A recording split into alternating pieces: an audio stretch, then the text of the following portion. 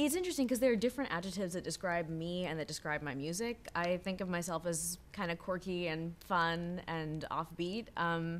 But I think of my music as maybe more magical, or trying to create this ethereal universe, or trying to kind of bridge these two universes, actually, between Indian music and Western music, in a maybe very reflective, personal way. But personality-wise, I'm actually not like that. So neither of my parents are musicians, but I do have a grandfather who is very musical, who I actually never met. I was the only grandchild who never met him. And I feel very deeply connected to him because we share a lot of interests, not only music, but many other interests.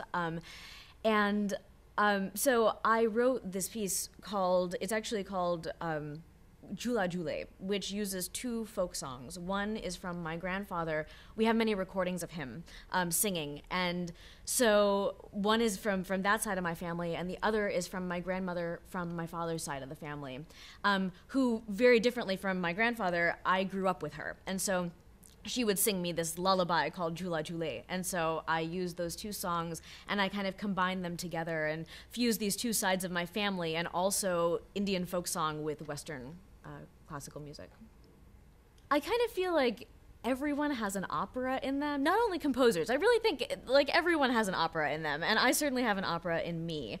And I've been dying to write this opera about Mirabai, the life of Mirabai. She's a saint poet from ancient India, and the only things that we know about her are through these bhajans that she's written, and bhajans are devotional songs, devotional songs. And so she's just a very interesting character, and I've been dying to write an opera about her. I have a single scene, but I really want to kind of spin it out. But operas take a long time. Operas take a really long time to write, and I need the time and the headspace to really make it happen, I think. I've taught extensively. Right now I teach a class at Yale, a music theory class, but I also taught at Manhattan School of Music for many years and explored composing with kids.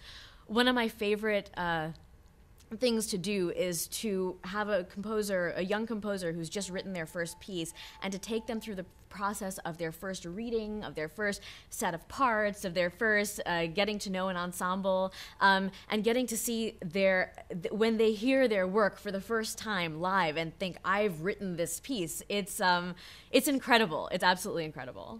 To me, it's very important that both Indian audiences and Western audiences can find something in my music, because I think there's been a whole history of appropriation of Indian elements into Western music, and in that entire history in Western music, there are not many pieces where someone who is a connoisseur of Hindustani music can come in and feel like there's really something for them in that music. It's appropriated to a degree where it doesn't feel Indian anymore. And I don't want to do that. You know, I am from both cultures. I am a first-generation Indian American, and it's important to me that both Indian listeners and Western listeners alike have something to take away from my music. When I was younger as a composer, I always struggled with the role of harmony in my music, and I always felt like maybe there are these harmonies that I'm not hearing. And when I started studying Indian music, what I realized is that what I was hearing was melodies on top of one another, and not necessarily harmonies in the vertical sense. And so now